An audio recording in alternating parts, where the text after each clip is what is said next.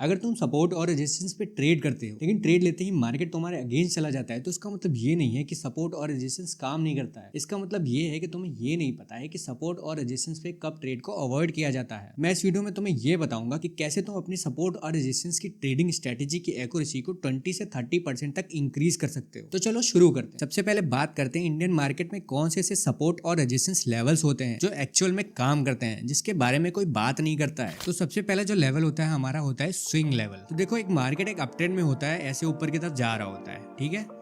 तो ये वाला जो लेवल होता है हमारा, ये हो गया एक लेवल, फिर ये हो गया एक लेवल, फिर ये हो गया एक लेवल, फिर ये हो गया लेवल।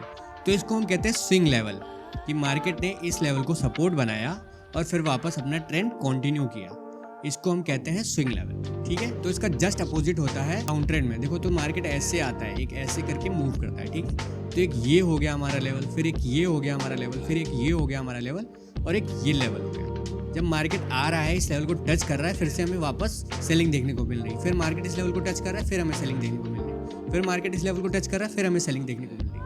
तो इसको कहते हैं स्विंग लेवल। तो देखो, उसके बाद जो नेक्स्ट लेवल आता है वो आता है हमारा मार्केट की क्लोजिंग का लेवल। तो देखो, इसमें क्या होता है, इसमें मार्केट ऐसे ऊपर की तरफ जा रहा होता है, हायर हाइज और हायर लो बना के ऊपर की तरफ जा रहा होता है, ठीक है। और यहाँ पर आकर मार्केट क्लोज कर देता है, मतलब 3:30 बजे मार्केट यहाँ पर बंद हो जाता है।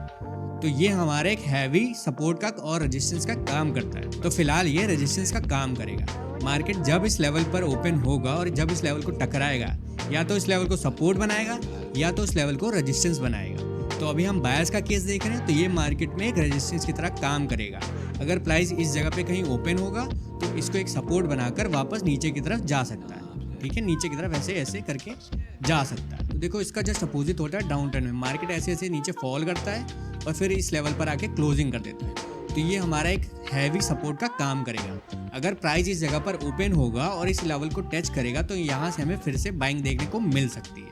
चांसेस बहुत ज़्यादा हाई होते हैं। देखो, उसके बाद आता है हमारा साइकोलॉजिकल लेवल। तो देखो, साइकोलॉजिकल लेवल होते हैं इजीली स्पॉट होने वाले लेवल, जैसे 1000 के या 500 के लेवल, जैसे 500 का या 1000 का लेवल, जो इजीली आपको स्पॉट हो जाए चार्ट में, उनको कहते हैं साइकोलॉजिकल लेवल। इन लेवल्स पे ना हमें बड़े बड़े ऑर्डर्स देखने को मिलते हैं, जैसे बैंक्स के ऑर्डर होंगे या तो यहाँ पर कंपनियों के बड़े बड़े ऑर्डर्स लगे होते हैं जो पेंडिंग में होते हैं। जैसे मार्केट इस लेवल को टच करता है तो हमें यहाँ से स्ट्रॉन्ग बाइंग या सेलिंग देखने को मिलती है। तो जो लास्ट हमारा लेवल होता है वो होता है स्विंग हाई लेवल।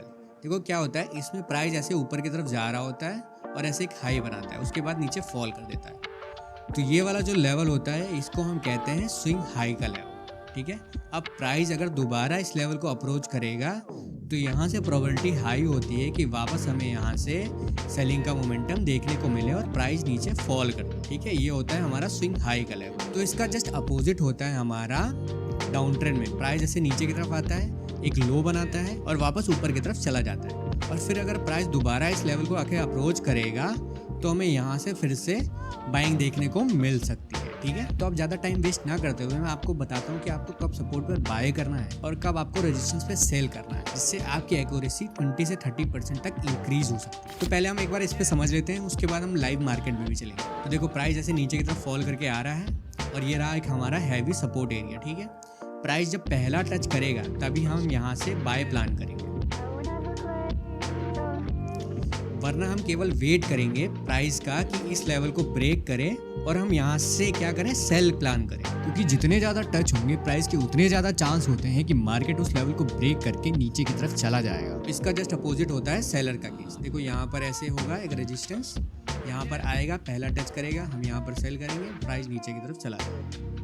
और जितने फिर अगर प्राइस मान लो दोबारा इस लेवल को अप्रोच करता है और इस लेवल को टच करता है तो हम यहाँ पर क्या करेंगे, ब्रेकआउट का एंट्री प्लान करेंगे। पहले यहाँ ब्रेकआउट का वेट करेंगे, अगर ब्रेकआउट होता है तो हम यहाँ से ब्रेकआउट पे एंट्री लेंगे, ठीक है। तो अब चलते हैं लाइव मार्केट पे, आपको लाइव दिखाता हूँ। तो देखो, एग्जांपल मैं आपको दिखाता हूँ। तो ये मेरा पेंसिल नहीं, देखो ये रहा हमारा सपोर्ट एरिया है, ठीक है। यहाँ दिख रहा है आपको, पहले यहाँ रेजिस्टेंस की तरह काम कर रहा था, मार्केट यहाँ पे आया, सपोर्ट बनाया, ऊपर की तरफ गया, फिर वापस नीचे फॉल लिया। देखो यहाँ पर जैसे ही मार्केट आया उसके बाद यहाँ से देखो मैं बूम, फिर देखो दूसरी या तीसरी बार मार्केट ने इस लेवल को टच किया और देखो ये ब्रेक हो गया, नीचे फॉल कर गया। तो मैं यही कह रहा हूँ, हमेशा आपको पहले ही टच पे बाय करना है और दूसरे या तीसरे टच पे आपको अवॉइड करना है। उसके बाद मोमेंटम काफी स्लो हो जाता है, प्राइस के चांसेस ज्यादा हाई हो जाते हैं कि उस लेवल को वो ब्रेक करेगा। तो अब मैं 2-3 एग्जांपल और दिखा देता हूँ आपको। देखो यहाँ पर यही देखो लाइव चार्ट पे ही दिख रहा है आपको। देखो ये देखो, ये रहा एक सपोर्ट लेवल, प्राइस जैसे आया इस लेवल को सपोर्ट बनाया, फिर सेकंड टाइप जब मार्केट इस लेवल पे आया तो हम यहाँ से बाइंग प्लान करेंगे और देखो बूम, देखो सपोर्ट लेवल है एक। प्राइस जैसे ही आया नीचे की तरफ फॉल किया, इसको पहली बार टच किया, हमें यहाँ से फिर से बाइंग देखने को मिली।